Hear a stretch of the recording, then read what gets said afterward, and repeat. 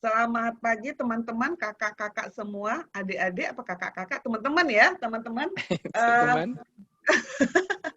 eh, Senang sekali, alhamdulillah kadarullah kita bisa dapat berkenalan di sini. Sesuai dengan misi saya ingin mengedukasi, melakukan literasi ekonomi Islam dan entrepreneurship Islam ke seluruh masyarakat luas.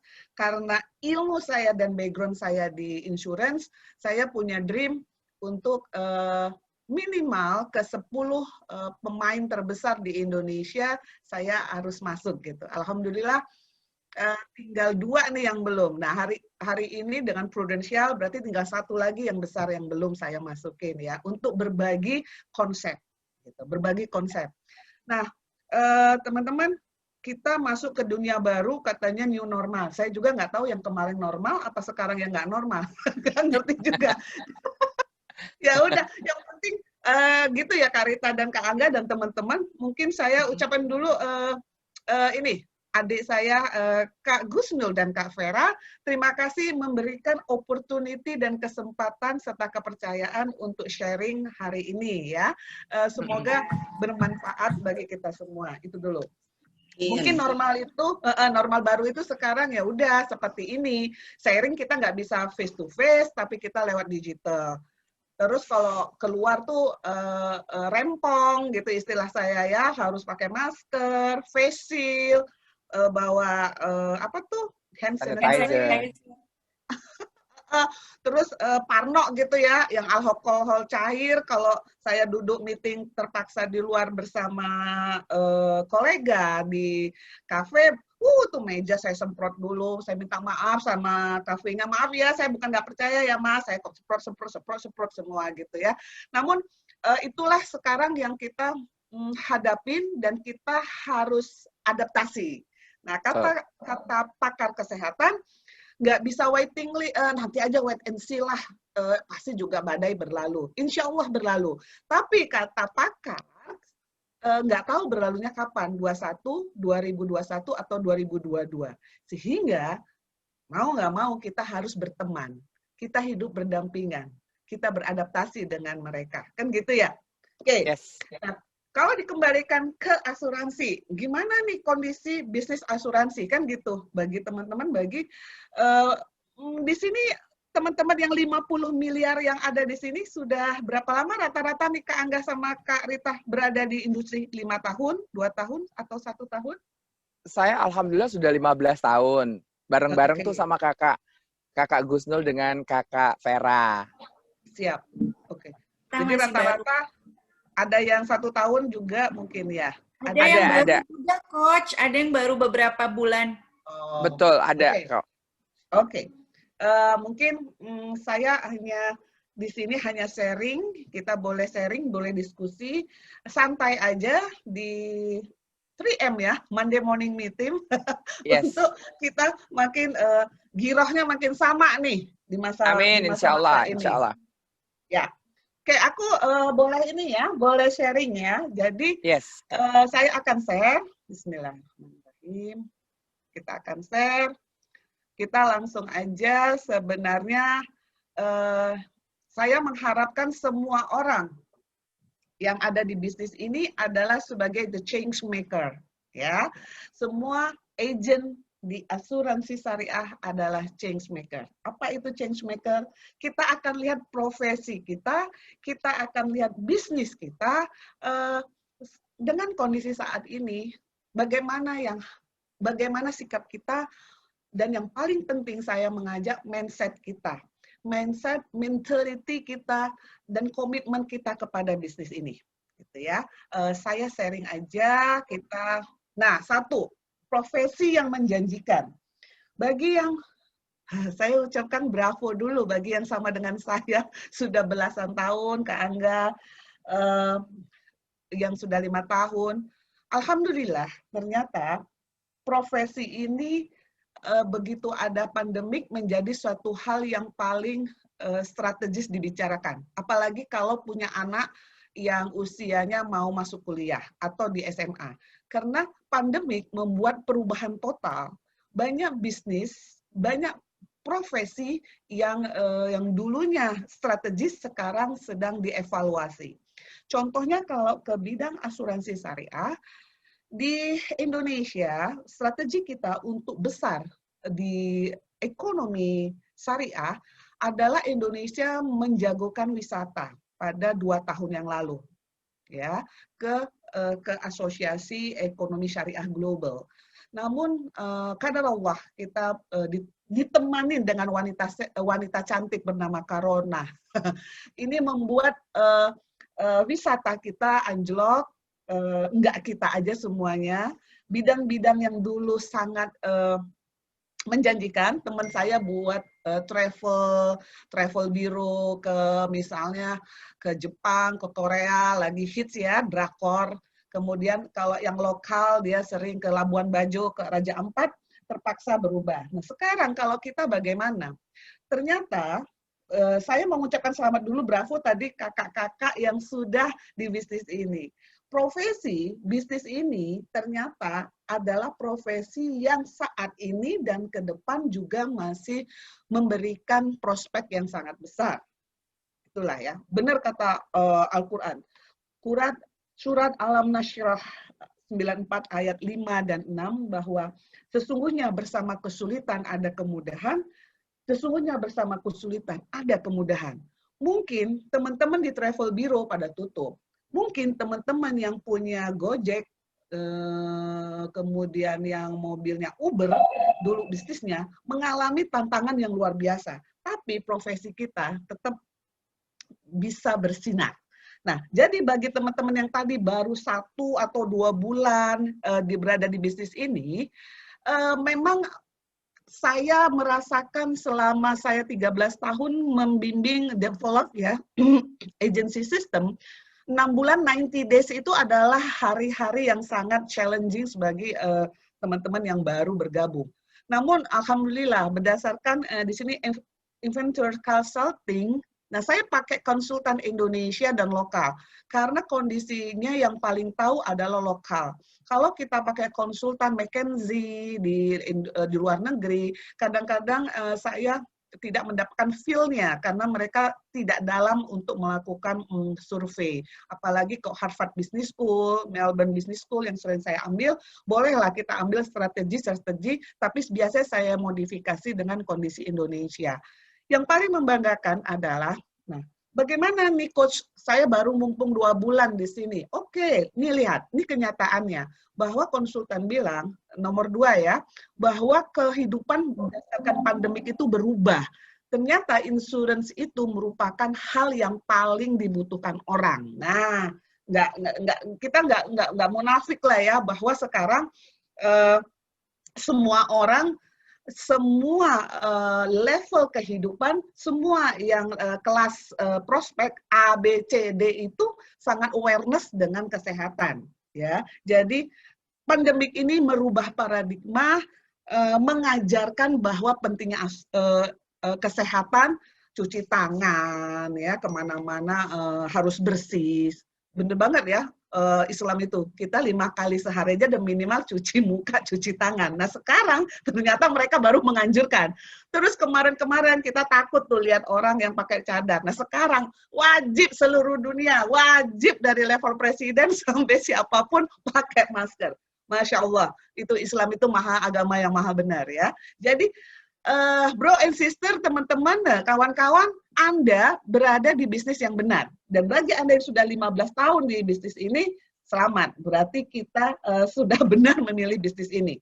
Jadi kalau yang baru mau masuk bisnis, kalau kita masuk bisnis itu ya, kita lihat 2 hal. 1, apakah bisnis itu bertahan dengan adanya gelombang ekonomi atau sosial?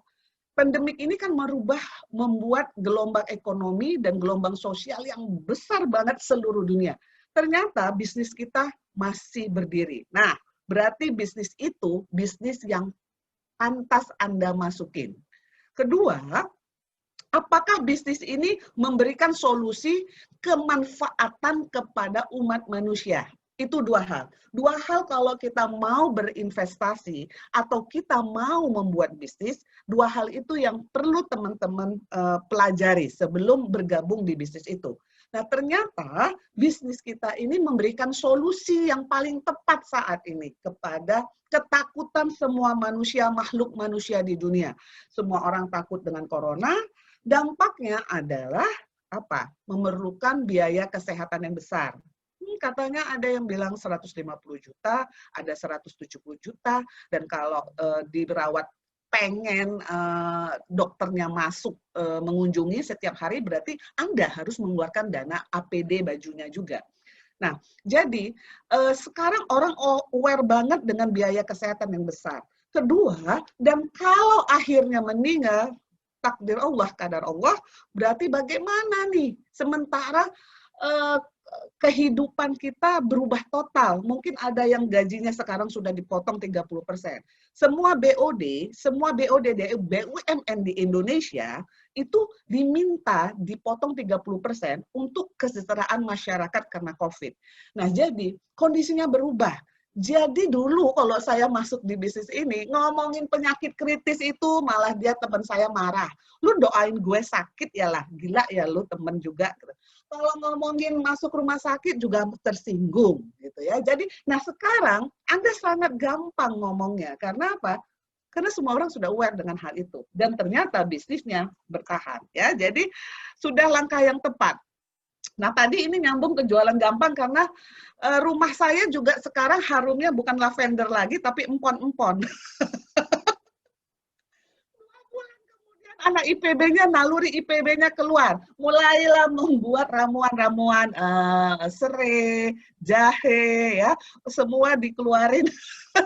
Dan rumah jadi baunya empon-empon. Tapi apa? Karena so worry dengan kondisi untuk kondisi yang tidak pasti ini. Dan tapi kata Allah pun kita memang harus ikhtiar. Jadi tidak masalah sebenarnya gitu ya. Nah, kalau dibilang jualan gampang, Coach Paula sih nggak jualan langsung. Kita nih ngalamin gampang. Saya itu punya teman tadi saya bilang, komisaris salah satu Anda pun teman saya, levelnya udah dari atas sampai kemana-mana gitu ya. Nah, yang paling mereka tanyakan sampai hari ini dari teman-teman saya, mereka selalu bertanya, Pal, gua udah mau evaluasi polis gue, karena kondisinya lu tahu, gua 30% dipotong nih. Nah sekarang gua harus mempertahankan polis gua yang mana? Yang mana menurut teman-teman? Pastinya apa? Kesehatan ya, nomor satu. Pasti yes. Kesehatan, ya gitu ya. Kesehatan ya Mbak Rita. Dan kedua adalah jiwa. Jadi jiwa pun kita akan evaluasi adalah kalau keluarganya, kalau anak-anaknya sudah mandiri, berarti berapa besar sih yang dibutuhkan? Kita akan memaksimalkan ke biaya kesehatannya yang sampai seumur hidup dan bisa global. Karena biasanya mereka Singapura atau Malaysia gitu ya. Jadi lebih gampang lagi sekarang sebenarnya. Tinggal pertanyaan saya, kita mau menjemput rezeki kita nggak? Karena Allah bilang rezeki Anda ada di sana. Anda, saya harus menjemputnya. Nggak akan pernah ketukar rezeki itu. Yang ketukar pasti adalah sandal kalau sholat di masjid. Jadi, teman-teman ayo semangat kita keluar. Karena apa? Opportunity-nya luas banget. Awareness itu mereka tuh udah tahu, gua harus sehat, biaya kesehatan mahal, biaya penyakit kritis mahal. Jadi bisa 3 tuh, ngomongin asuransi jiwanya, asuransi kesehatannya, dan asuransi penyakit kritisnya. Tinggal bagaimana ngomongnya, itu yang berbeda nanti ya, kita lihat. Opportunity-nya begitu luas, kenapa? Saya akan lihat helicopter view kita naik lagi ya. Helicopter view. Nih, Prudential itu mengadakan survei loh, Bapak Ibu, kakak-kakak tahu nggak? Mestinya tahu ya. Saya kebetulan tahu ya, karena saya ini masih kuliah, jadi kalau kuliah itu ngambil data tuh enak kemana-mana, bisa gitu. Anak masih kuliah. Prudential bilang pada 2017 bahwa 40% orang ingin membuka asuransi syariah. Halo, penduduk Indonesia berapa, teman-teman? Yes. 270 juta. 200 juta lebih. Yang muslim ya. 200 juta. Oke, katakan yang kita prospek kita kelas A, kelas B. Sekarang pakai kelas C. Berapa? 65 juta, 141 juta. Bagaimana dengan Anda? Anda sudah keluar belum? Anda sudah melakukan sharing dan edukasi nggak kepada mereka? Dan berdasarkan survei nasional literasi dari OJK, Otoritas Jasa Keuangan, ini yang paling menarik. Ya. Nih saya mendapatkannya, datanya, bahwa pemahaman masyarakat terhadap asuransi syariah itu baru 7-8%. Berarti kalau dari 100 orang, teman-teman, baru 7 atau 8 orang yang memahami ada asuransi syariah di Indonesia. Can you imagine? Itu dosa saya dan dosa Anda semua loh. Karena ketika kita sudah mengetahui suatu kebenaran, kita wajib menyampaikannya. Ya. Nah, kalau dari 100 orang tadi hanya 7 dan 8 orang yang memahami ada asuransi syariah, berapa orang sih yang sudah punya asuransi syariah? Ternyata yang punya asuransi syariah hanya 22%. Berarti hanya 1 atau 2 orang. Dari 7 atau 8 itu. Halo, potensi kita begitu besar. Halo, kemana Anda? Kemana saya selama ini? Mari sama-sama. Kita penetrasi, kita edukasi, kita inklusikan. Prudential, you are the best. Anda nomor 1 leading the market 1 triliun premi new business, saya pelajari. Tapi di mana itu? Di mana yang 141 juta orang lagi? Buktikan Prudential bisa menguasai leading pasar untuk kedepannya ya. Saya bahagia banget. Tapi tadi PR ya, kakak-kakak ya, PR loh. Siap. Dari siap, orang baru. Kak. Ya, 8 orang itu baru 2 orang yang punya asuransi syariah. Dan 17-18% mau kok asuransi syariah. Udah mau, udah aware, udah mau. Tapi agentnya kemana? Kumaha, oi. Bangun ya, bangunlah. Mari, mari kita bangun semangat, ya teman-teman. Itu kalau kita bicara berdasarkan data. Ya, jadi saya selalu bersama masyarakat ekonomi syariah. Kalau mereka yang suka data, saya suka tahu di lapang, kita berbagi. Nah, karena kita orang lapangan, halo, sekarang saatnya Anda benar-benar keluar. Nah, kalau kita pun melihat ekonomi syariah itu jangan cuma asuran yang senang bank aja, orang yang sudah tahu bank aja. Lihatlah, lifestyle syariah itu kan sudah besar ya. Sekarang ada hotel syariah, betul? Ada rumah syakir syariah, ada Wardah tuh, apa tuh? Make up syariah. Travel syariah juga ada, Coach. Iya, travel syariah. Berarti yang Anda edukasi adalah orang-orang tersebut, karyawan-karyawannya, perusahaan-perusahaannya. Mari sama-sama kita bekerja sama. Media sosial juga ada yang positioningnya untuk syariah loh. Ada yang konten buat syariah. Tapi mereka harus kita deketin, harus kita edukasi apa itu ekonomi syariah. Sehingga jangan hanya bajunya aja, DNA-nya, core-nya, harus mereka, girohnya harus mereka tahu. Nah, jadi bravo buat kita semua. Selamat, syariah akan kita besarkan. Tepuk tangan dulu secara virtual. Berarti bisnisnya sudah benar, opportunity-nya ada. Ingat, dari 100 baru 8 orang, dan dari 8 orang baru 2 orang punya asuransi syariah, dan 18%-nya sudah siap menunggu Anda semua. Nah, inilah ya. Nah, helikopter view-nya saya tarik lagi. Saya tarik keluar. Ini waktu saya seminar dengan Universitas Erlangga. Ternyata, teman-teman, Indonesia itu akan jadi kiblatnya ekonomi syariah di 2023. Ya. Dan di 2023 penduduk dunia yang beragama Islam akan makin besar. Ya, ini. Kemudian pasar dan aset keuangan syariah juga akan naik sampai 3-4 triliun US dollar. Dan investasi yang dengan konsep bagi hasil dengan sosial itu makin tren. Kalau kita ke Luxembourg, Gus Nur kan sering main ke Luxembourg ya, ke Zurich. Itu di sana di Swiss, Luxembourg, di Inggris ada 8 bank itu semua ngomongnya syariah, 8 bank besar. Kenapa? sistem bagi hasil very fair, adil, masih menghasilkan 4-3%. Kalau dia sistem konvensional, di Jepang, kalau Anda punya uang, Anda malah nggak bertumbuh. Karena adminnya aja 0,0 sekian. Bunganya, dia bilang. Bunganya 0,0 sekian, kemudian adminnya sekian. Nggak bertumbuh. Itulah sebabnya Korea, China, Swiss, Jerman, Inggris sangat tahu potensi tentang bagi hasil ini. Pertanyaan saya, teman-teman sudah ada di bisnis asuransi syariah. Anda mau jadi pemain, penonton, atau pemenang? Pemenang. Kalau pemenang, Pemenang. konsisten, komitmen, tekadkan bahwa Anda lakukan sharing terus. Mindset-nya dirubah, ya. Ya, karena kita akan mau sekarang pendidikan ekonomi syariah itu ada di Malaysia, sebenarnya dunia tahu ekonomi yang syariah yang paling kuat nanti adalah di Indonesia. Kenapa? Populasinya sangat besar Islam. Tinggal saya dan Anda, kenapa kita belum mendampingin, belum datang kepada mereka semua.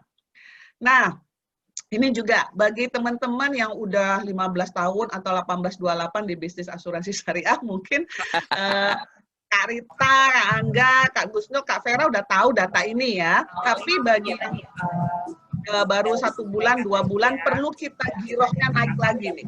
Bahwa, you know what, setelah terjadinya pandemik, ternyata filantropi yang paling tinggi, tingkat sosial jiwa paling tinggi di dunia adalah Indonesia. Wah, luar biasa Indonesia. Itu benar kata nenek moyang kita, gotong royong ya. Indonesia itu kan bergotong royong. Begitu pandemi kita sibuk dengan, waduh, lihat ojol sama ojek kita pada nggak punya kerja, kita buat nasi barokah gitu ya. Kemudian kita bagi-bagi sembako, kita bagi-bagi apa tuh, masker. Itu orang Indonesia itu ya secara RT, RW, kekeluargaan, ke tetangga itu nggak ada lagi, bukan pemerintah pun kita udah langsung bergerak. Jadi Indonesia itu paling dermawan katanya. Kemudian kalau kita mau jualan fitur wakaf di Indonesia juga sangat potensi, sampai 233 triliun.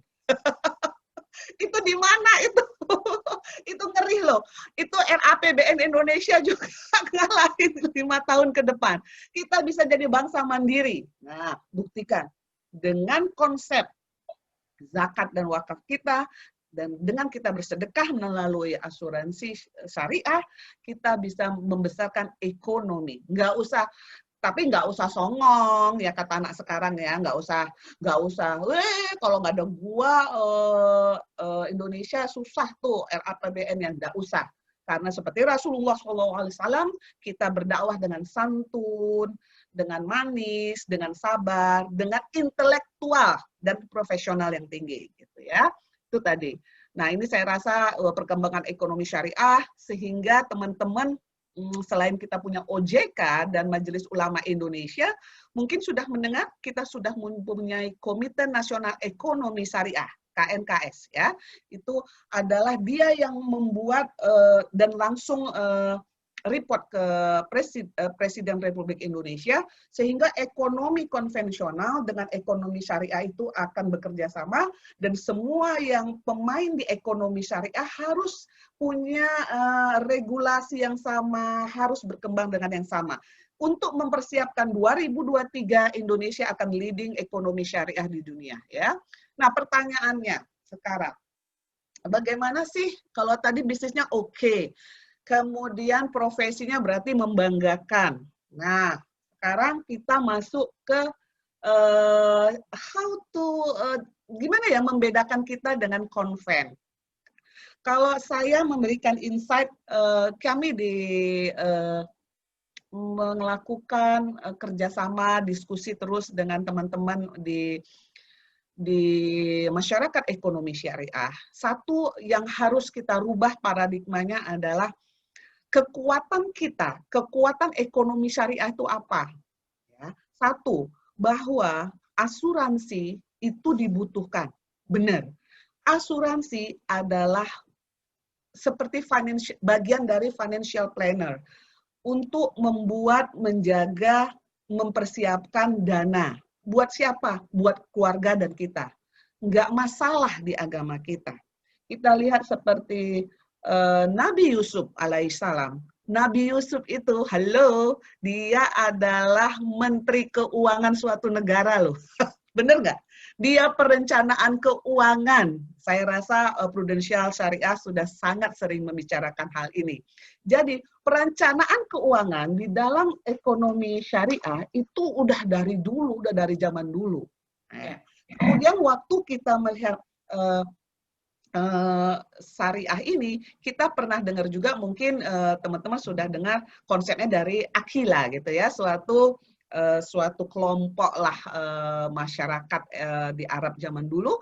Jika terjadi sesuatu, maka kelompok ini harus membantu teman yang sedang kesusahan. Ingat ya, di situ komunitas.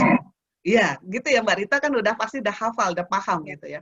Nah, sehingga waktu kita mencari bagaimana kita membuat suatu manfaat juga untuk perencanaan keuangan, maka memang ada mazhab-mazhab tertentu, gitu, mazhab tertentu. Namun akhirnya mereka berkumpul di Arab Saudi dan mereka membolehkan kita, yaitu suatu asuransi yang bukan komersil, yaitu tabarut, ta'awun, tolong menolong, ya. Nah, jadi kalau sekarang kita melakukan pendekatannya gimana? Nih, kita harus ikrok, harus katanya fatonah, harus cerdas, dan tablik, punya kemampuan komunikasi yang baik.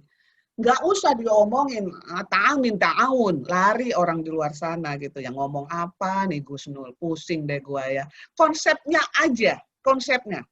Orang di luar sana, sekarang kalau kita mau menang di pasar, kalau kita mau eksis dan to be a winner di masa new normal, berarti lihat dulu cara pikir, pola pikir orang di luar sana bagaimana.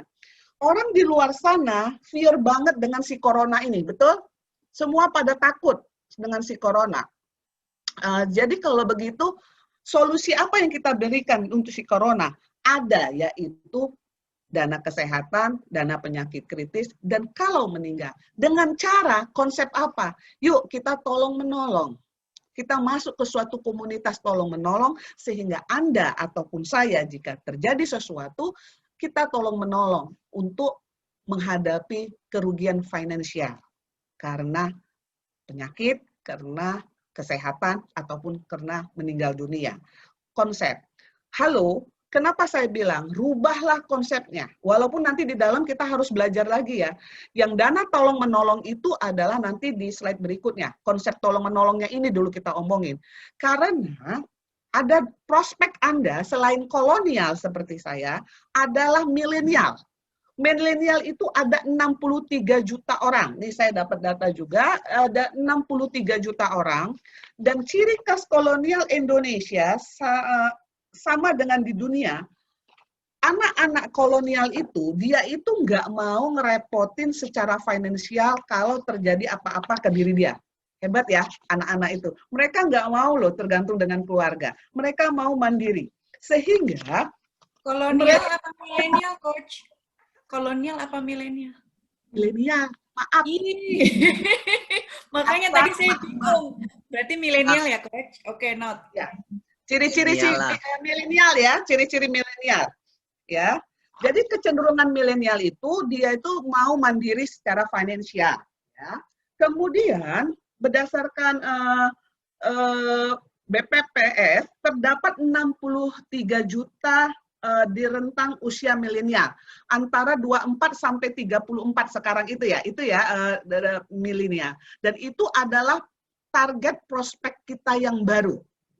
Kemudian apa? Dia itu nggak mau berdasarkan si Tirto ID 2018 bahwa dari 1.000 responden, mayoritas milenial itu sudah mengeluarkan sumbangan sosial, zakat, infak, wakaf, sedekah setiap bulan. Nah, behavior mereka sudah seperti itu. Ya. Sebesar berapa, Coach? Nah, sebesarnya pun 5-15% dari pendapatan per bulan. Wih, milenial ini tepuk tangan dulu ya. Siapa yang milenial? Gus Nur ya. Selamat ya. Anda sudah punya behavior yang bagus. Nah, sekarang berarti waktu teman-teman melakukan prospek kepada mereka, dan mereka kedua adalah satu lagi tadi, kebiasaan mereka sudah menolong, bersifat sosial, zakat, wakaf itu sudah 5-15%. Dan kedua, mereka sangat mengagukan value. Value itu yang otentik. Value otentik itu gimana? Gini, yang kalau apa ya peran kita kepada dunia? Apa peran kita kepada masyarakat?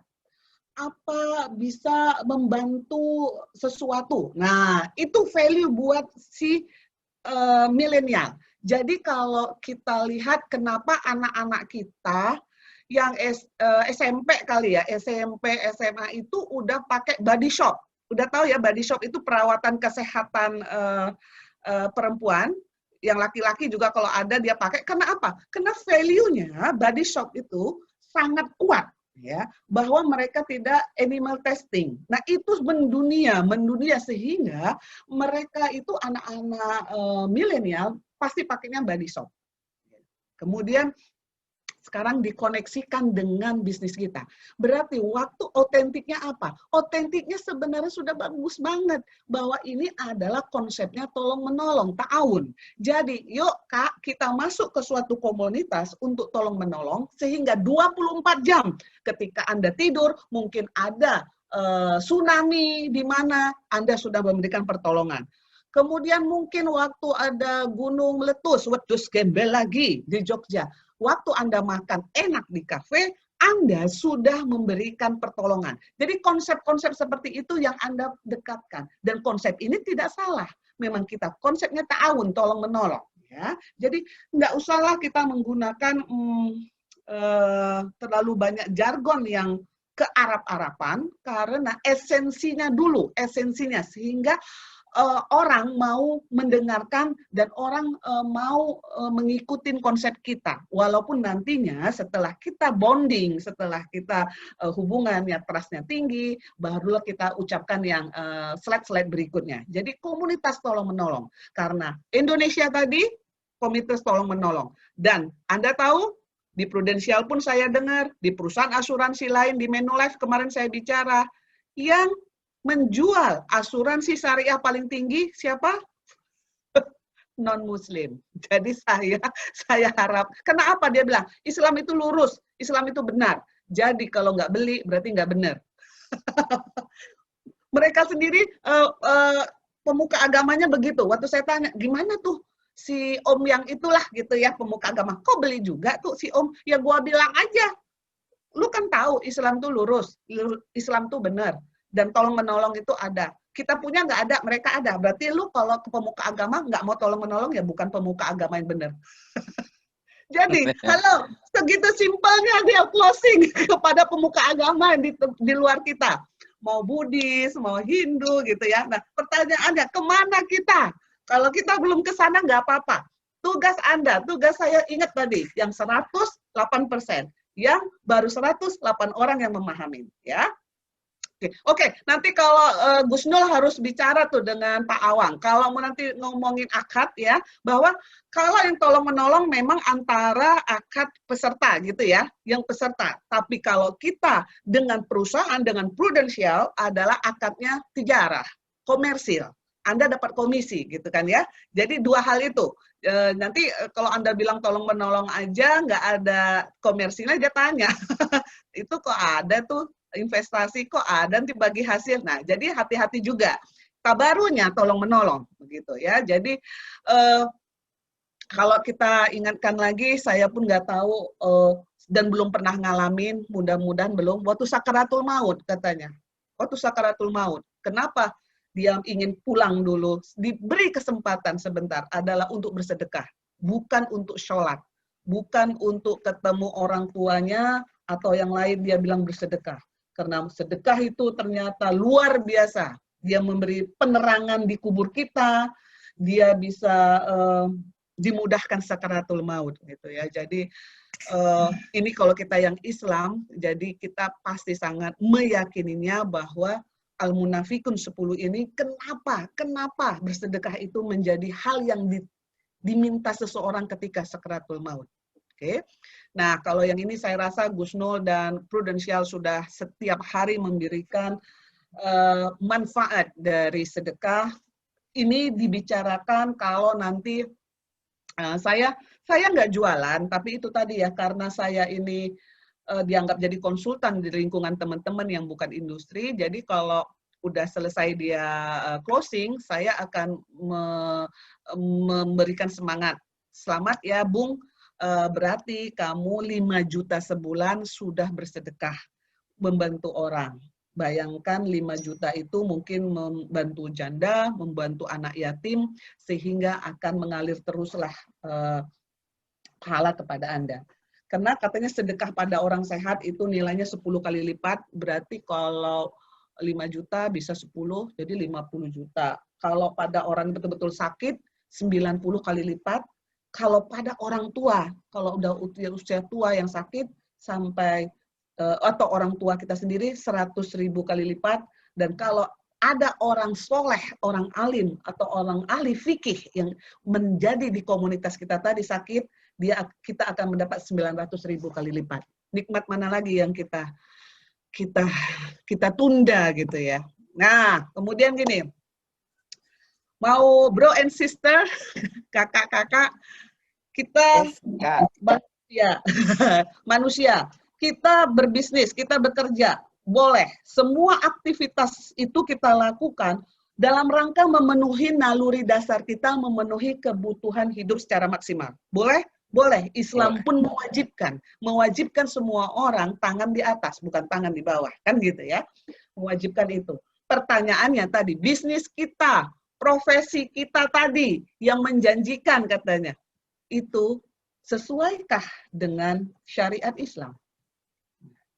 Karena Al-Quran, Allah itu maha adil ya, dia selalu kasih kebaikan dulu. Kalau dianjurkannya dulu, dibuatnya jalan yang benar, jalan yang lurus. Kalau kamu nggak benar, larangannya dia kasih, pasti ya. Al-Baqarah 2208, dia bilang, masuklah Islam secara kafah. Kafah itu berarti total. Kita sudah sholat, kita sudah puasa, kita sudah apalagi, kita sudah bersedekah tadi ya. Pertanyaannya, sesuai dengan syariatkah? Gitu ya. Karena kita tahu sebagai agen asuransi, nah ini dia, kita harus lihat bisnis kita secara legal dan syar'i. Legal itu kita sesuai dengan di negara kita, Majelis Ulama, di bawah otoritas jasa keuangan. Jadi bagi Anda yang mau berbisnis, Anda harus lihat dulu bisnisnya itu di bawah siapa, departemen negara apa, ditinjau, disyahkan apa tidak, kan gitu ya. Sama kalau Anda juga mau sekarang P2P lending, lagi sibuk itu kan, untuk kalau mau investasi, Gus Nul kan pinter banget itu investasi sama Kak Vera. Lihat dulu, ada nggak OJK-nya di situ, kan gitu. Kemudian syar'inya Anda bisa lihat. Produknya, lihat lagi. Ada Dewan Pengawas Syariahnya enggak? Karena bisnis bukan semata soal untung rugi, melainkan surga neraka. Aduh, ini level pedesnya pada hari Senin udah makin naik saya buat ya. Jadi kalau rezeki berkah, itu kayaknya menerimanya senang, nyimpannya tenang, mengeluarkannya pun dengan hati ringan gitu ya. Tapi kalau nggak berkah, kayaknya kita gelisah, resah, terus hilangnya pun mudah. Kadang-kadang kemarin ada sih dapat komisi dari jual konvensional 20 juta, tapi gue bingung barangnya mana ya, bentuknya apa? Pernah ngerasain gitu nggak? Gitu ya. Ya saya pun ya Allah, hari ini saya juga bermunajat pada Allah, mudah-mudahan Allah memberikan rahmahnya dan memberikan maaf kepada saya. 13 tahun saya di konvensional, mengajarkan, menjadi coach di konvensional, membuat bisnis orang besar, membuat bisnisnya bertumbuh. Mudah-mudahan Allah mau memaafkan saya, gitu ya. Karena saya sangat yakin Al-Baqarah 261. Sekarang saya tanya, Kak Rita atau Angga, kalau atau Gus Nul deh, punya uang 500 juta hari ini, ke suatu perbankan, dapat hasilnya berapa? Bunganya atau nisbahnya? Ada yang Sekitar tahu? 3 sampai 4. 3,5%, Coach. Iya, 3 sampai 4. 3,5%. Ya, sekarang. Jadi kalau kita ke bank punya uang 500 juta, 3,5% itu udah net ya? Udah dipotong 20% pajak? Belum. Belum. Saya bilang, gua karyawan nabung 500 juta termehek-mehek, nggak kaleng-kaleng kerja 24 jam, lu kasih cuma 3,5%. Itu pun PA, berarti per annum ya, 12 bulan, berarti 1 bulan, keringet dingin langsung ya, itu ya. Yes, Benerlah banget. Islam itu. Makanya Islam itu sangat benar. Bunga itu tidak menguntungkan. Bunga itu membuat kita miskin 5 kali. Itu kapan-kapan kita bahas. Kenapa ada bunga itu membuat miskin 5 kali. Gitu ya. Jadi di sini saya merinding nih, bismillahirrahmanirrahim. Sekarang Allah itu Maha Rahman dan Rahim, kita bilang. Apakah kita yakin dengan rahmah dan rahimnya? Nih lihat, niat satu aja, baru niat aja kita sudah dikasih 1 nilai. Dan ketika kita melakukannya, bertumbuh dia 7 bulir. Dan kalau niatmu Paula karena lillahi, karena Allah, maka bisa sampai bertumbuhlah masing-masing 100. Dari 1 aja kita udah 7. Tadi di dunia kita mendapatkan 7% aja, mau berapa miliar baru dapat 7% kita ke bank. Ini Allah, kita berniat baik, menyampaikan kebaikan dari kebaikan, misalnya tadi membesarkan ekonomi syariah dengan peran kita semampu kita. Kita sudah mendapatkan pahala. Dan kemudian jika Allah melihat bahwa, ya Allah, aku memang sudah 100% di bisnis ini. Bisnis ini tapi berubah, orang juga sedang susah, tidak mau mengeluarkan uangnya. Karena kalau tidak dapat uang, aku tidak dapat komisi. Tapi jangan begitu, teman-teman, lihatlah. Lihatlah, Allah itu maha besar, maha adil, maha rahmah. Kita harus melihat, selalu berdua. Surat Luqman bilang, kalau kamu melakukan sesuatu, ekonomi, investasi, harus dunia dan akhirat. Yang paling gampang adalah kita disuruh sholat dan berzakat. Sholat, zakat, berarti kita itu harus kaya. Orang yang kena hukum zakat adalah jika uangnya sekian dan dalam waktu 1 tahun, kan gitu. Nah, itu berdampingan lebih dari 63 kali di Al-Quran. Berarti apa? Orang Muslim itu harus kaya. Kaya itu apa? Definisi. Anda sendiri yang tahu definisinya. Mungkin 5 juta komisi bagi saya sudah cukup. Mungkin 20 juta harus cukup. Mungkin 30 juta karena saya ada KPR. Mungkin 50 juta karena anak saya sekolah di luar negeri. Namun semua itu Anda harus ikhtiarnya pol, nggak kaleng-kaleng lagi. Tapi udah berubah, nggak apa-apa dunia berubah. Karena dunia ini pasti tahu ada hikmahnya. Kalau orang anak-anak Greenpeace di sana bilang, dunia lagi bernafas, daun-daun lagi bernafas, karena kita semua disuruh diam selama ini pabrik-pabrik membuat karbon monoksida menghancurkan bumi ini.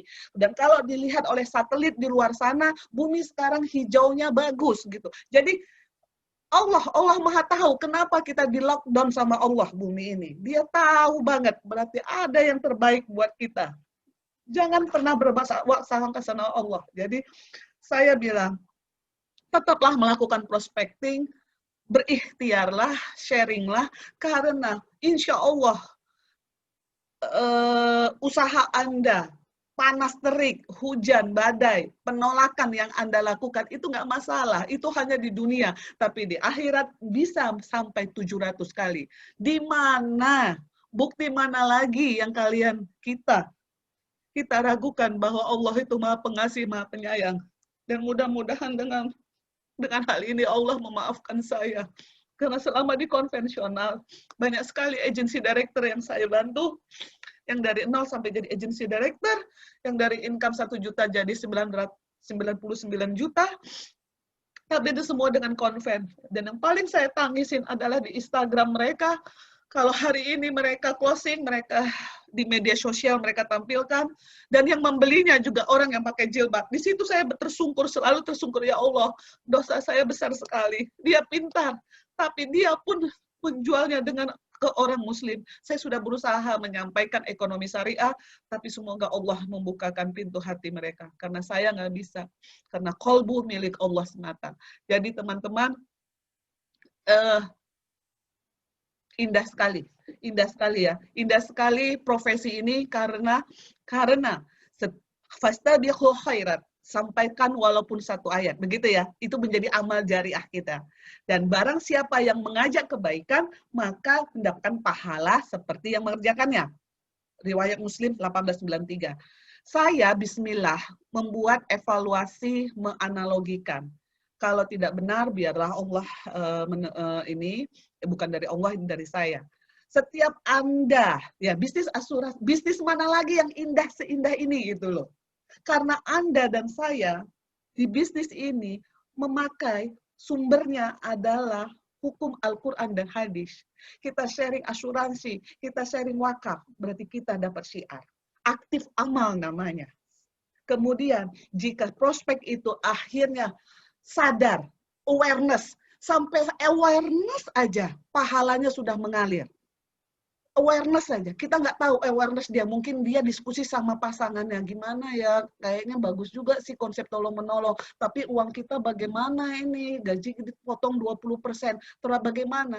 Awareness aja, dia berarti mensiarkan juga ke anaknya, ke suaminya, ke tetangganya, ke temannya, berarti mengalir kepada kita.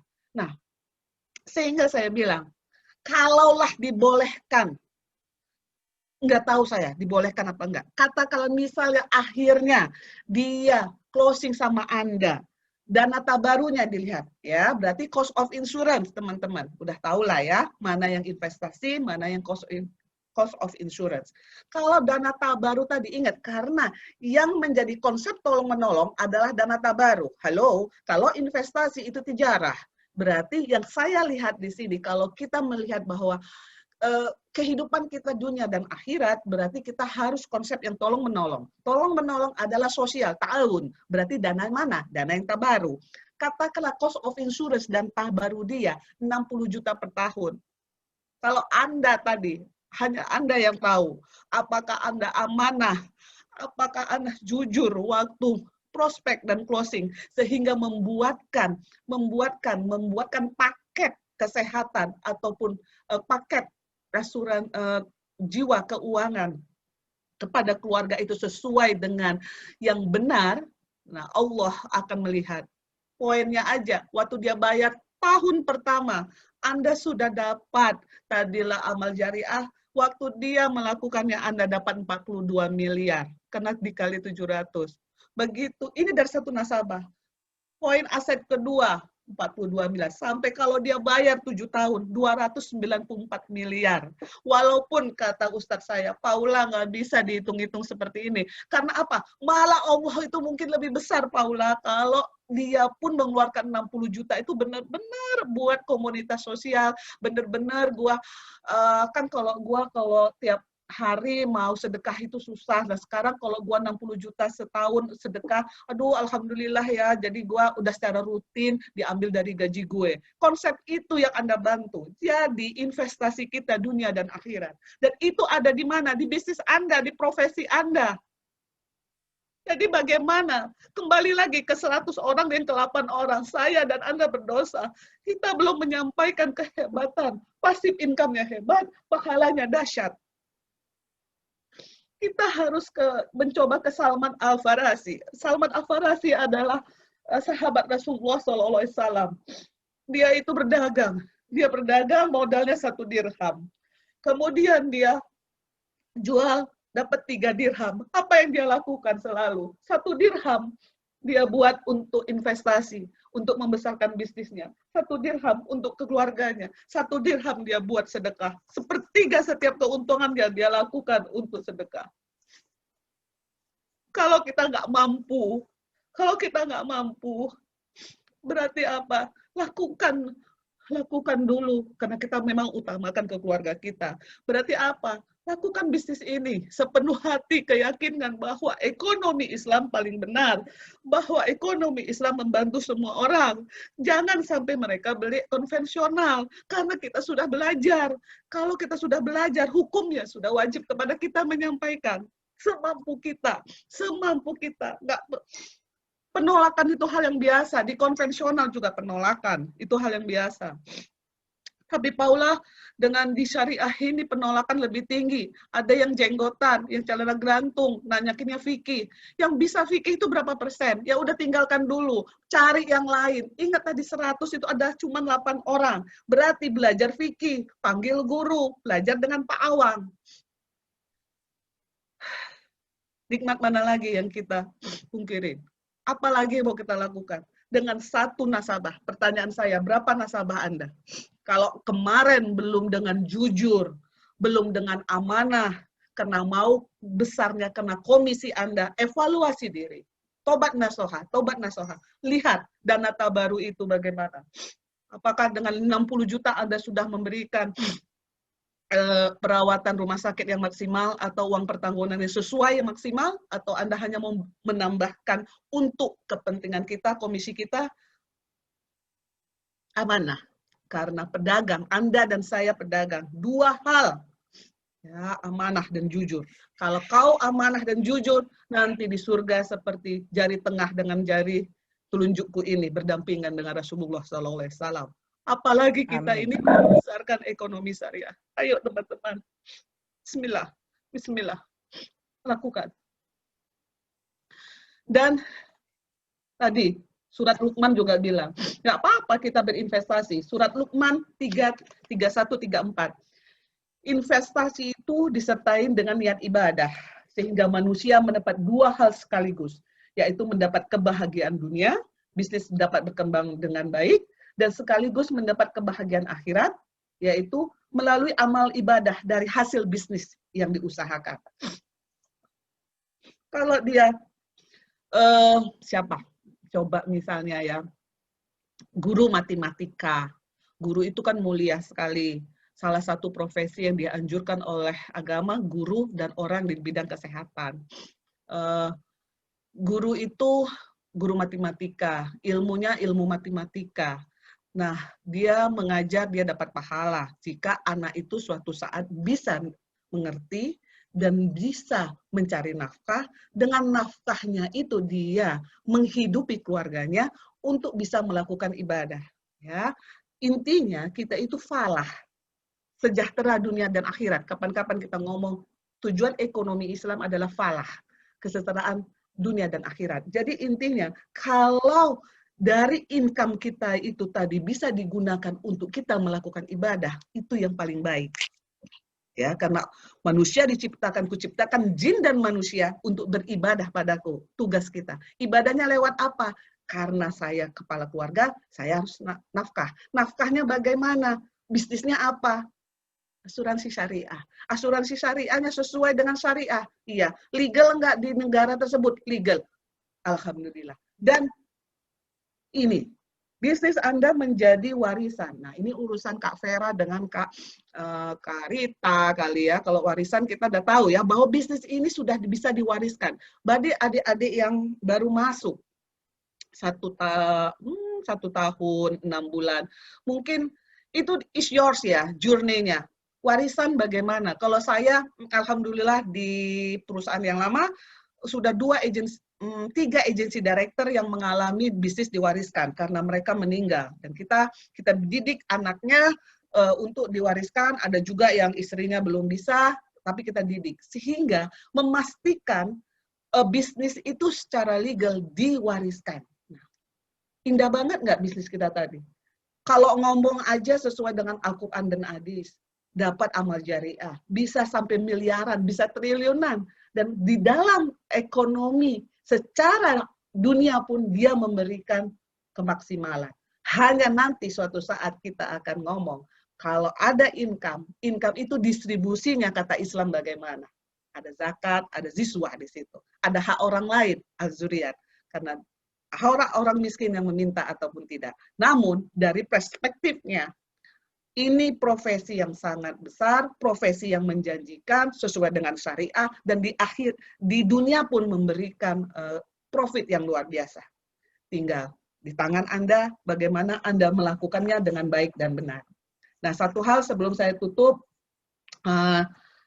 Coach, bagaimana kita dalam new normal ini, saya kasih KFC aja deh yang gampang biar diingat. Ya, KFC adalah salah satu mindset, mentality pembisnis yang harus mulai setiap pagi, setiap malam kita omongin lain. Selain sebelum tidur, karena kalau sepertiga malam tentunya kita akan bermunajat pada Allah. Kita bangun, kita untuk sholat tahajud ya. Yang kata orang luar sana, kontemplasi diri. Padahal kita itu sudah diajarkan Allah. Cuci muka, kalau bisa mandi, wangi, jam 3 pagi, bermunajat pada Allah. Nah, di sini kita KFC. Sebagai manusia, kita harus ikrok. Ikrok tadi belajar, cerdas, fatonah, kreatif. Nah, sidik, bisa berkomunikasi. Itu modal Anda sebagai orang sales. Orang sales itu pinter ngomong, tapi ngomongnya amanah dan jujur, sorry to say. Kita nggak bisa lagi seperti zaman konvensional. Semua ada. Palu gada, apa lu minta gua ada. Nggak. Boleh.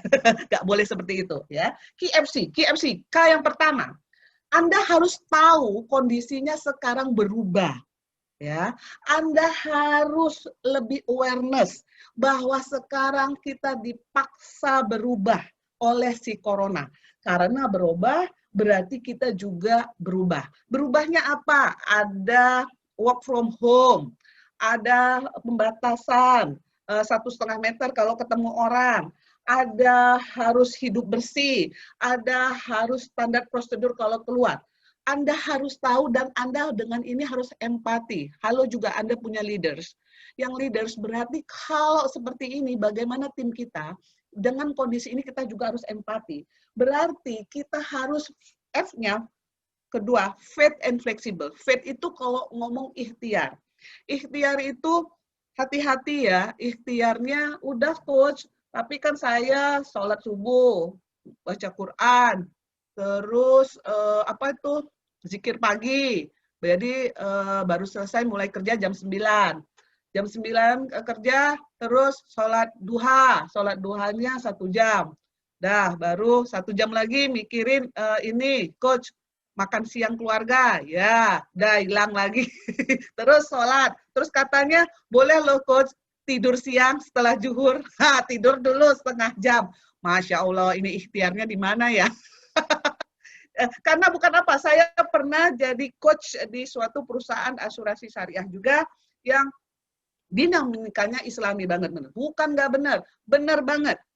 Waktu saya tanya sama ustadz yang teman saya, yang ahli fikih, kalau kita berikhtiar, kemudian dalam ikhtiar itu, kita belum sholat duha, kita lupa buat janji sama klien jam 9, padahal jam 8 nganter anak nemenin anak, anak sekarang kan di rumah ya, belajar ya gitu, nemenin anak. Nah, tapi boleh nggak coach? Jadi saya ya udah saya bilang aja jam 9:30 aja ya, karena kan kita mau ini, saya mau sholat duha dulu. Oh ingat, janji kepada orang, janji nggak bisa itu. Makanya duha itu bagus amalannya, nilainya bagus karena Allah tahu. Karena di antara kamu berterbangan setelah sholat subuh ke zuhur itu aktivitas yang luar biasa besar. Kalau kau sempat 2 rakaat itu luar biasa. Tapi kalau tidak sempat, kau berzikir waktu nunggu prospeknya. Berzikirlah, subhanallah, walhamdulillah, wala ilaha illallah. Tapi bukan berarti Anda menukar. Mau meeting, nggak jadi meeting ya, leader. Kan duha, leadernya gimana sih? Nggak muslim banget. Jadi oleh ikhtiar dan jangan agama itu bermuamalah, kita cabang muamalah, membebaskan kita berkreativitas, nggak ada yang dilarang. Yang dilarang adalah dalam ibadah. Kalau rakaatnya 2 rakaat, subuh nggak bisa 4 rakaat, kan gitu ya. Jadi faith. Dan kemudian karena Anda tadi udah awareness-nya tinggi, empatinya harus tinggi juga leaders. Dan kepada prospek juga harus empati tinggi. Jadi apa? Harus fleksibel melakukannya. Fleksibel ya itu tadi, ya ampun, biasanya gua ya setengah hari udah bisa ketemu orang 3 orang nih. Sekarang setengah hari cuma 1 orang. Karena apa? Karena si ibunya ngurusin anaknya dulu, anak kita juga dulu. Kemudian si prospeknya juga lagi belajar Zoom. Sama kita nggak bisa Zoom. Memberi pembelajaran Zoom pun bagus. Karena apa? Karena memberikan value sehingga dia melihat Anda profesional, gitu ya. Jadi fleksibel. Fleksibel bukan berarti Anda, berarti kalau tadi 3, target Anda baru 1, berarti bayarlah setelah zuhur. Bukan habis zuhur Anda tidur lagi, tapi zuhur, asar, Anda harus lakukan lagi pekerjaannya. Supaya komitmen kita, dinamika kita, konsistensi kita, kalau prospek 1 hari 3, ya itu harus 3. 1 one day one pelanggan, ya 1 one day one pelanggan, gitu loh. Tapi memang harus kompromi dengan keluarga, karena nomor 1 adalah keluarga. Bicarakan dengan suami, dengan pasangan istri, dan dengan anak-anak. Jadi fleksibel itu Andanya sendiri. Halo, saya sendiri merasakan, aduh, gimana sih nih ya, di rumah lagi, semuanya lewat online, lewat digital. Tapi kita makhluk sosial, butuh ketemu orang, kita nggak bisa ketemu. Ya udah, qadarullah. Untuk mau ketemu bagaimana? Oh ya udah, lakukan pembicaraan. Pembicaraan yang positif. Say hello kepada pelanggan Anda. Edukasi dia tentang dunia digital, mungkin dia belum bisa lewat WA atau dia lewat Zoom. Kenapa nggak hal-hal positif seperti itu ya? Dan change, sorry to say, kita masuk ke dunia digital. Ada yang bilang nanti, coach, nanti suatu saat kita kembali lagi seperti dulu. Percaya? Insya Allah enggak. Karena ternyata ya, Mbak Rita aja langsung gitu-gitu. Work from home membuat kami karyawan senang gitu Mbak Rita ya. Ternyata enak juga loh, nggak masuk kantor, nggak macet-macet, nggak pusing. Selama ada apa? Wifi. Wifi seperti makanan utama sekarang, seperti imunitas tinggi gitu ya. Tapi supaya waras perlu piknik juga. Pikniknya ke tempat luar. Makanya si goes itu lagi tren lah sekarang ya, karena orang butuh ke alam gitu ya. Jadi dengan KFC saya harapkan mindset Anda, grow mindset Anda, change. Change itu belajar lagi. Di sini sekarang proses training online itu banyak sekali dan harganya murah meriah, cuma 50.000, 100.000 dan bagus-bagus. Berarti Anda cara berkomunikasi berubah, cara prospek berubah, cara meeting berubah, leaders juga harus ngerti bagaimana melakukan meeting yang efektif, virtual meeting yang efektif dan menarik, asik, sehingga semua orang mau datang, nggak cuma dihadapin dengan foto dunia maya aja, gitu ya. Oke, KFC dan terakhir, kenapa jadi change maker? Ya, nih, pernah dengar Nobel Purpose? Ada yang pernah dengar Nobel Purpose apa? Ada? Nobel Purpose. Nobel Purpose adalah tujuan mulia. Ya, jadi hal mulia apa yang ingin Anda wujudkan dalam membangun bisnis ini? Kontribusi apa dari hasil bisnis ini kepada manusia, kepada dunia secara universal? Oh, gede banget. Nobel Purpose. Jadi Nobel Purpose itu adalah Anda mau jadi manusia apa? Waktu meninggal nanti mau dilihat seperti apa?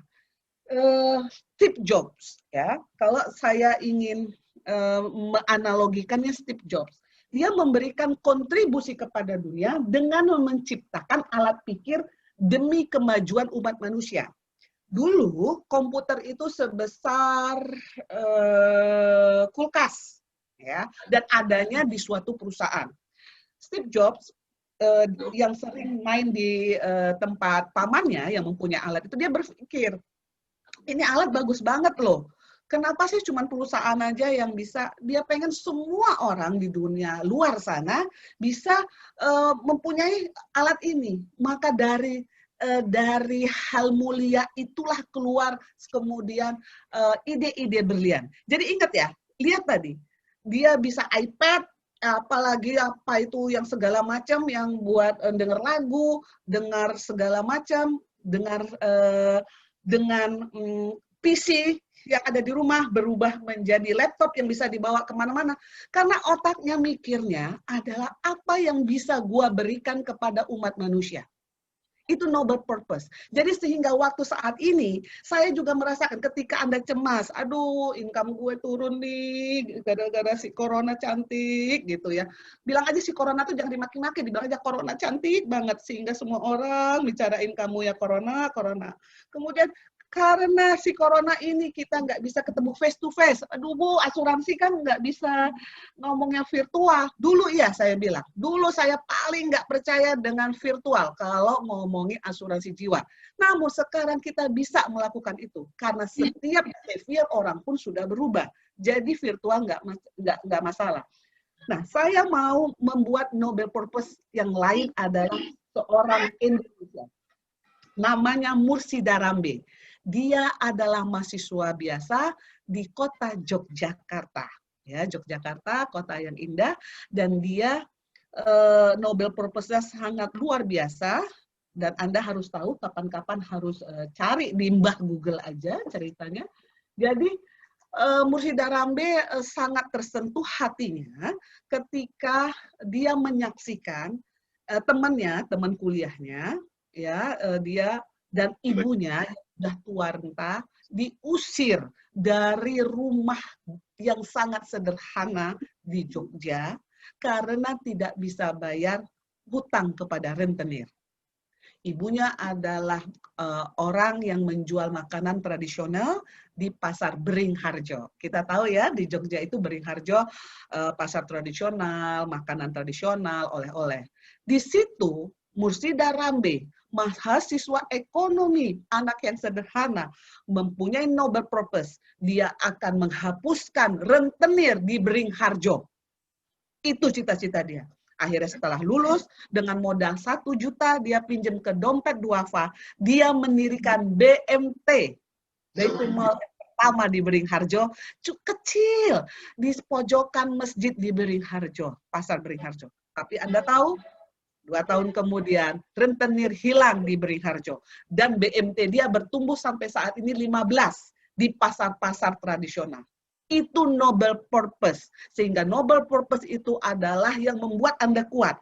Kalau tadi penolakan, tadi kesusahan, belajar digital, tapi karena Anda punya noble purpose, Anda akan terdrive, Anda akan terus semangat, Anda ingat dengan komitmen Anda. Nah, noble purpose ini tentunya kita koneksikan dengan ekonomi syariah. Jadi, noble purpose saya setelah saya mempelajari ekonomi syariah adalah memberikan edukasi dan literasi ekonomi syariah ke masyarakat luas dan entrepreneurship syariah, karena 2 hal ini. Literasi dan ekonomi, tapi itu nggak cukup, ikhtiarnya dinaikkan dengan mindset-nya, grow mindset-nya dengan entrepreneurship syariah. Dengan begitu ekonomi Islam akan besar di Indonesia khususnya. Nah, teman-temanku, hidup itu tidak boleh sederhana, hidup itu harus hebat dan luas, kuat, besar, dan bermanfaat. Karena sebaik-baik manusia adalah yang bermanfaat dengan manusia lainnya. Yang sederhana adalah sikapnya. Kita boleh humble dalam bersikap dan berkata, tapi kita harus kaya raya, kita harus sukses, dan di bisnis ini, profesi yang paling tinggi Anda harus capai, dan aktualisasi yang paling tinggi kalau katanya MDRT internasional harus dapatkan 100% dari asuransi syariah. Demikian sampai saya sampaikan, berkah mulia kepada kita, semoga Allah memberikan kita istiqomah di bisnis ini. Kembali kepada Kak Rita dan Mas Angga. Terima kasih Kak Paula, Kak Ola ya, Kak Ola. Aku punya teman wajahnya mirip banget sama Kak Ola. Namanya Ibu Isum. Mirip banget ya. Kak Ola. Kata nih Mas Angga. Saya nggak bisa berkata-kata lagi. Jadi silakan Anda yang melanjutkan. Sama ya, sampai merinding-merinding bye-bye gimana gitu ya dengerinnya. Kak Ola, mungkin ada beberapa teman yang mau tanya jawab, boleh nggak kita buka 5 menit untuk 1 termin ya? Oke. Teman-teman yang mau tanya, boleh langsung ke Ibu Ola atau diketik di chatnya ya. Oke. Yes, nanti insya Allah bisa langsung dijawab. Sambil tunggu nih Kak Ola, dari aku dulu ya pertanyaannya Kak Ola ya. Kak Ola, aku mau tanya dong Kak Ola, dari pengalaman Kak Ola keliling ke beberapa perusahaan asuransi, boleh tahu nggak kira-kira minatnya orang-orang ini menjual asuransi syariah gimana sih? Artinya kan, mohon maaf ya Kak Ola ya, aku juga mesti tahu nih peta persaingan kita dengan perusahaan lain. Dengan segala rasa hormat ya kalau Kak Ola bersedia untuk jawab. Eh, Mas Angga, menarik banget pertanyaannya. Ya. Minat menjual tadi atau minat apanya nih intinya? Minat menjualnya. Karena kan kalau tadi Kak Ola bilang rata-rata termasuk di Prudential juga ya, faktanya adalah penjual asuransi syariah adalah non-muslim. Di Prudential benar-benar tuh, the Chinese Muslim, agamanya bukan Nasrani lagi gitu ya, Buddhism gitu. Jadi aku pengen tahu nih Kak Ola nih kira-kira nih kalau di tempat lain, minatnya mereka itu gimana sih gitu ya. Kita kan nggak pernah tahu nih perusahaan asuransi lain ya. Jadi kalau boleh kasih tahu dikit bocoran-bocoran gitu. Ya. Pertama, saya akan secara global, ya mindset-nya dulu, ya semangatnya. Yes. Jadi semangat hijrah, sebenarnya gitu ya. Begitu biasanya kan orang yang jual asuransi syariah saat ini adalah yang pernah di konven, gitu ya. Karena syariah sendiri kan baru tahun berapa tuh kita ada di Indonesia. Jadi dia sudah di konven dulu. Nah, kemudian secara produk, barulah produk itu belakangan ini ada wakaf. Tahun 2017 wakaf ya. Sebelumnya sama apa copy paste apa yang ada di konven produknya itu dibuat oleh perusahaan asuransi syariah gitu ya. Itu. Jadi kalau kita ngomong sales yang buat leaders nih semuanya, kita harus menjaga girohnya orang waktu hijrah.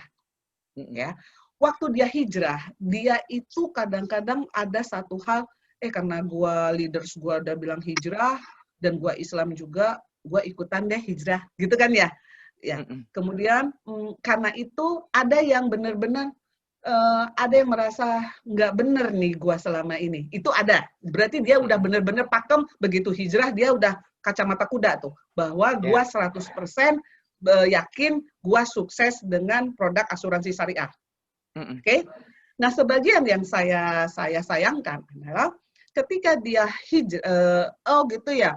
Terus kita hijrah ya, kita ke asuransi syariah. Waktu di suatu perusahaannya, jika produknya katakanlah belum sebagus Prudential punya gitu, misalnya kan Prudential ini kiblatnya perusahaan asuransi syariah gitu ya. Oh gitu ya, oke. Jangan pura-pura ini rendah. Tadi kamu itu 1 triliun loh, 1 triliun. Saya tuh sampai di masyarakat ekonomi syariah, Paula kamu ke Prudential tuh, kenapa tuh mereka sampai 1 bisa triliun? Makanya saya hadir di sini gitu ya. Oke, saya bilang, saya pengen ngobrol sama orang Prudential. Jadi terus dia selalu membandingkan gini ke Angga.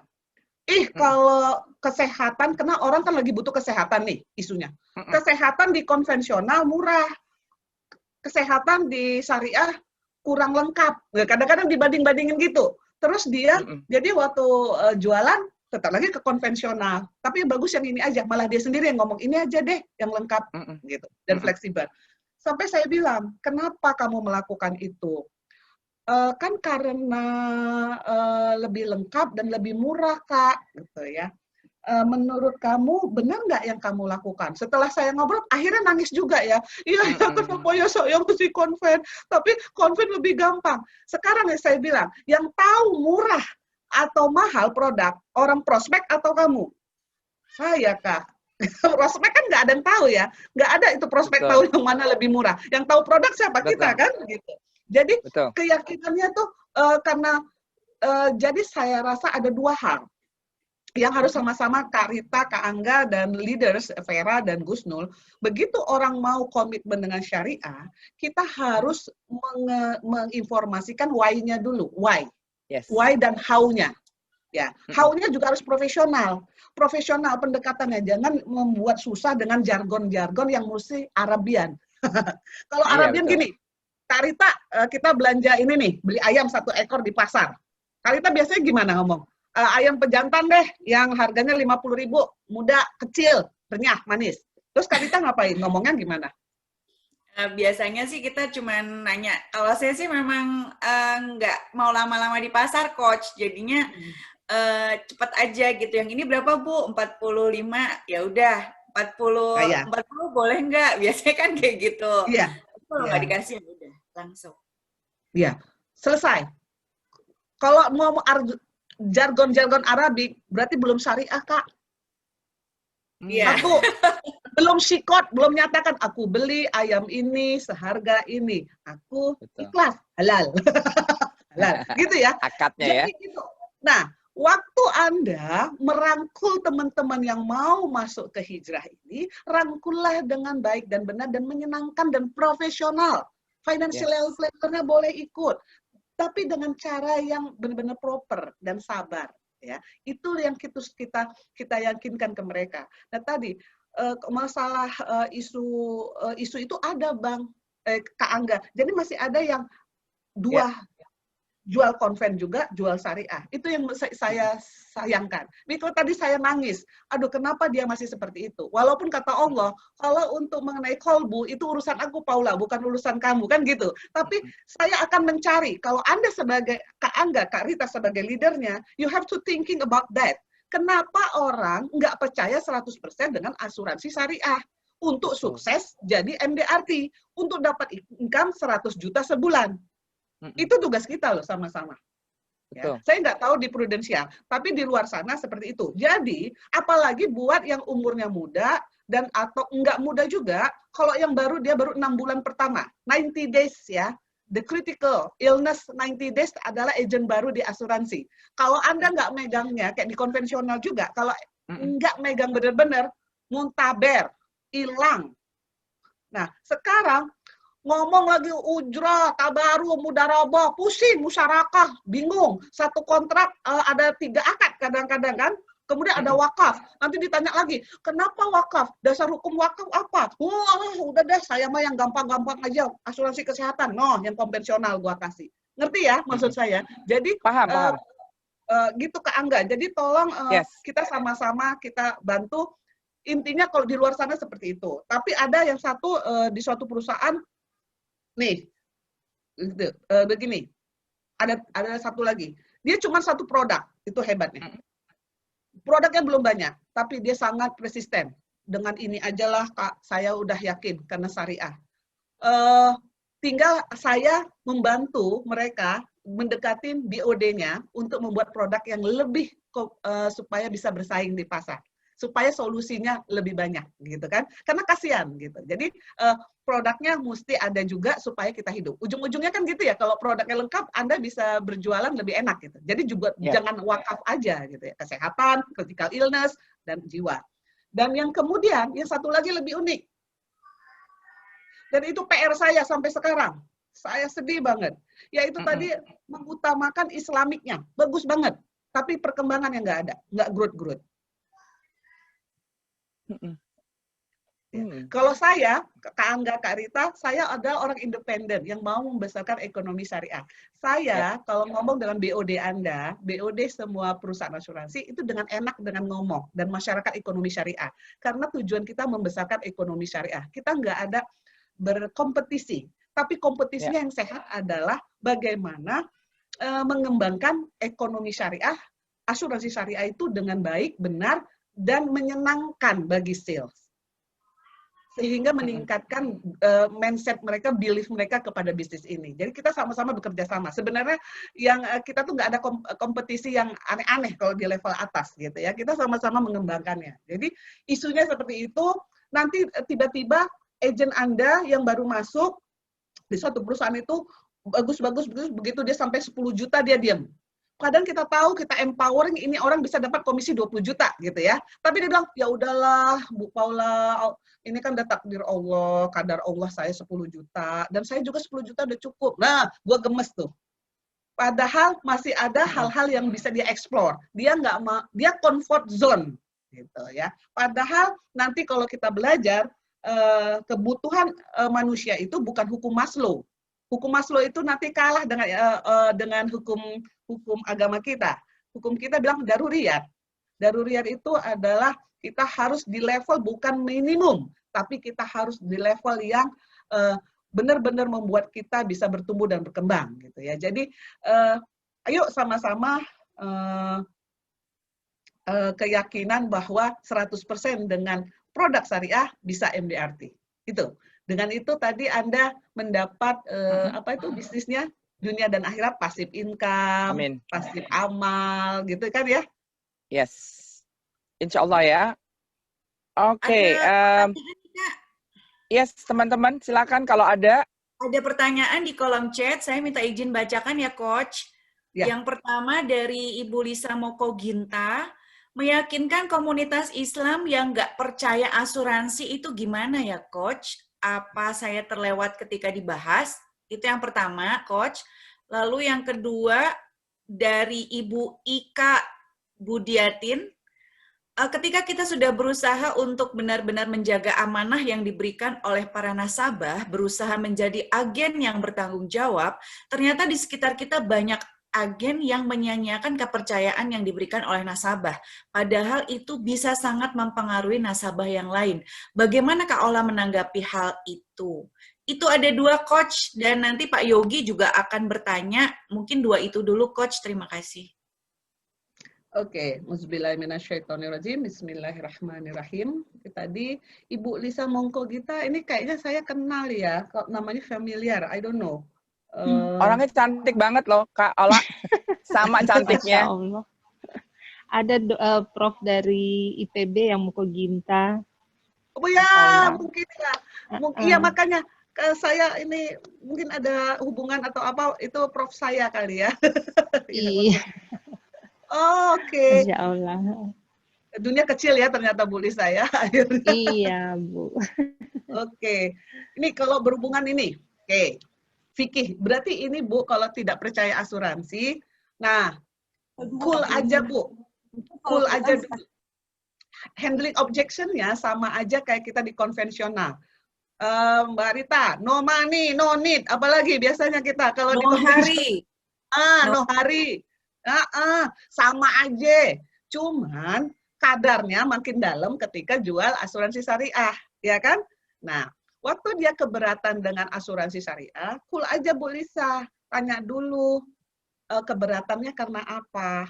1, keberatannya karena pengalaman, pernah mungkin dikecewakan atau ada presentasi komunikasi dengan agent yang menjelaskan, kan kita nggak tahu ya.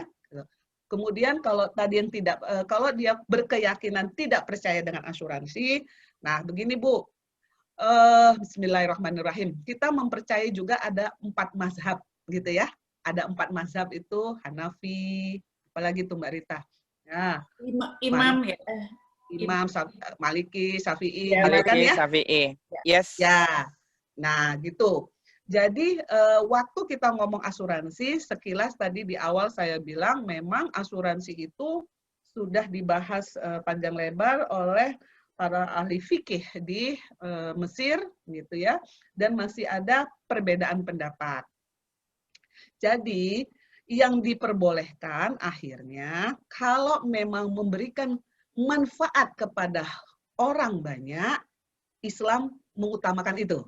Kalau bermanfaat pada kebutuhan orang banyak daripada kepentingan individu, pasti kepentingan orang banyak dulu yang diutamakan. Ya, akhirnya diperbolehkanlah asuransinya yang ta'amin, yang tolong menolong. Itu sebenarnya yang tadi yang paham membolehkan. Ya, kemudian paham yang tidak membolehkan itu ya itu tadi Bu ngomong takdir. Sakit meninggal itu kan takdir Allah ya. Kok itu diperjualbelikan?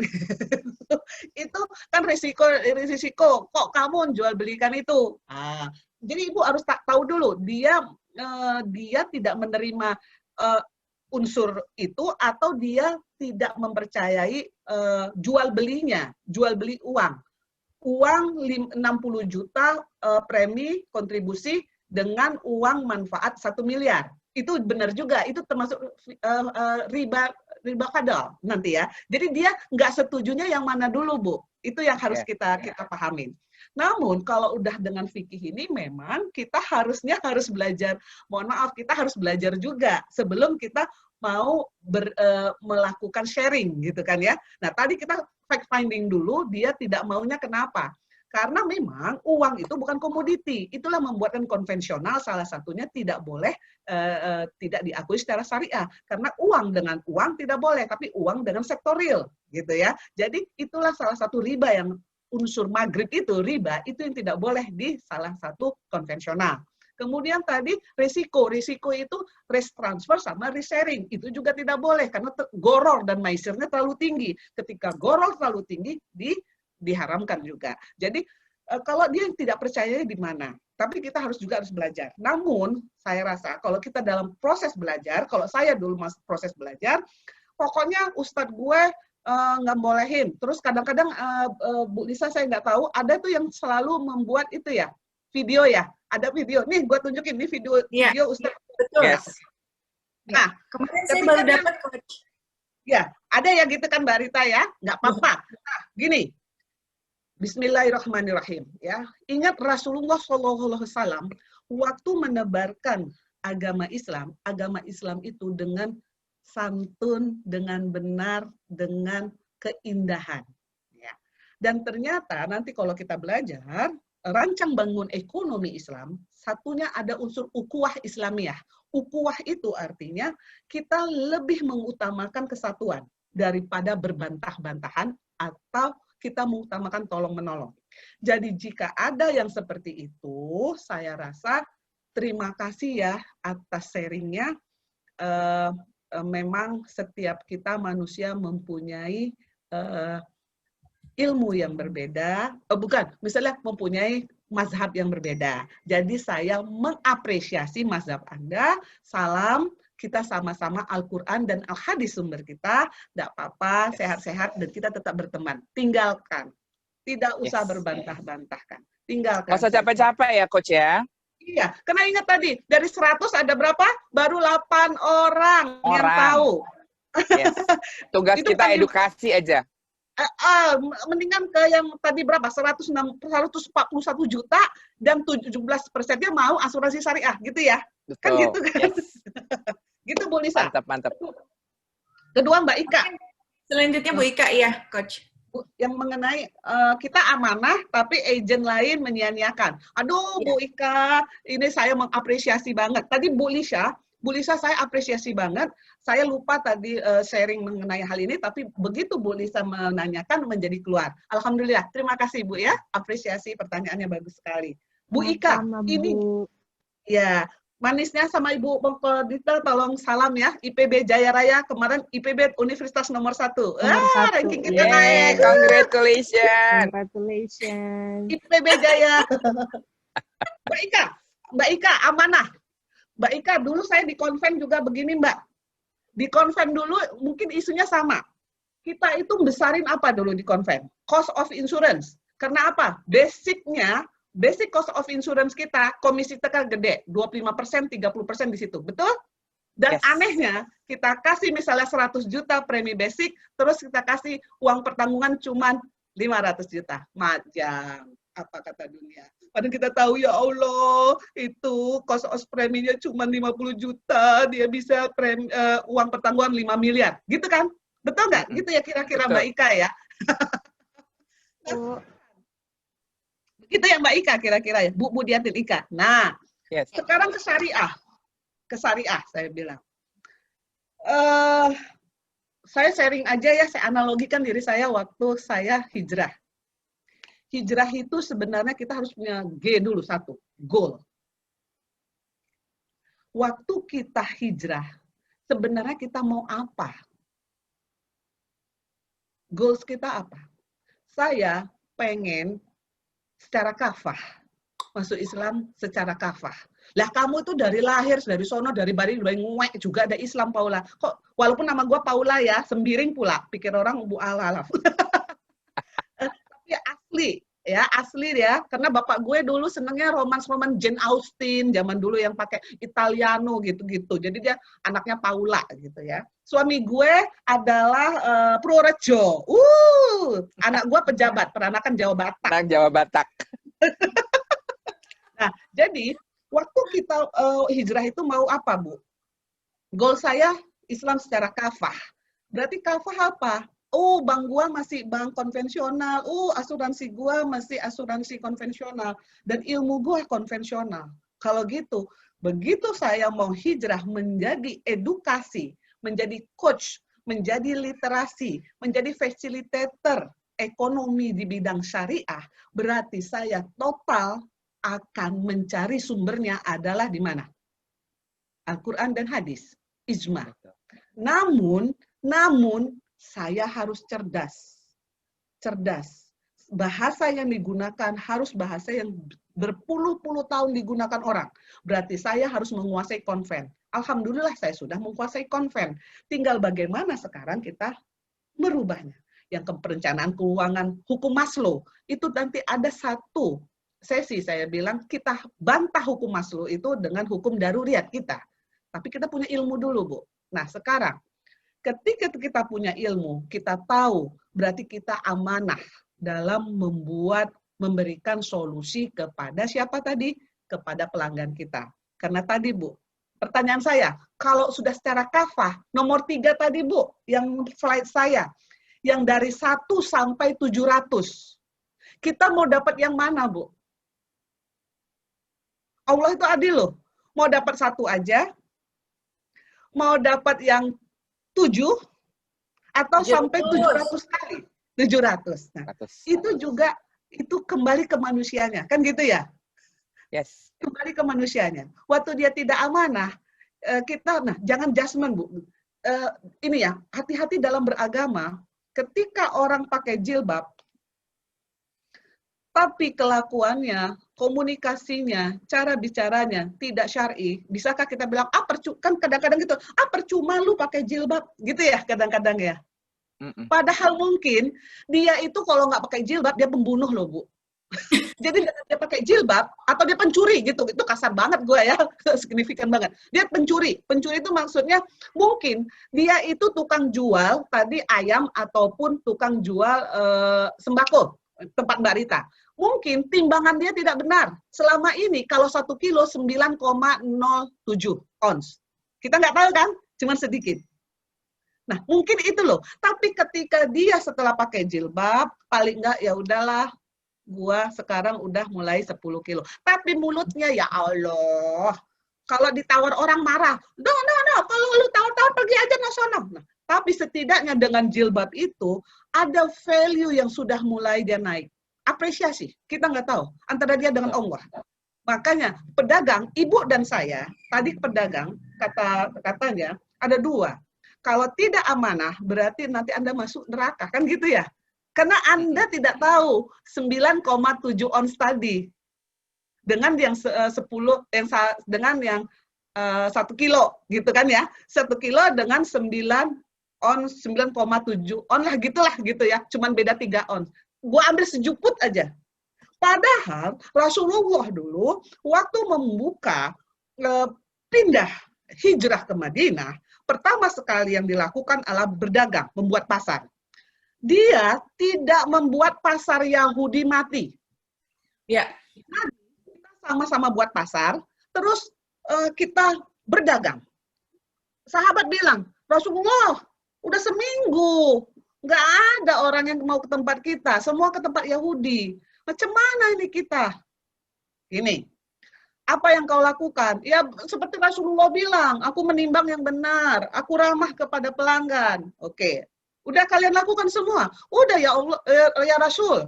Tapi pelanggan segitu-segitu aja. Nggak ada yang datang, nggak signifikan, semua ke Yahudi. Itu waktu pertama sekali kita membuka pasar di Madinah, waktu perekonomian Islam, waktu pindah hijrah sana. Apa yang dilakukan oleh Rasulullah? Berpikir, harus cerdas dan harus investasi, kan gitu ya? Ingat ya, harus mau investasi bisnis.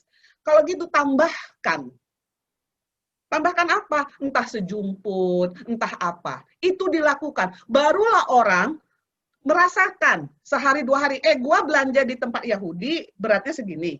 Ketika belanja di tempat pasar orang Islam. muhajirin, Muhajirin. berat ya.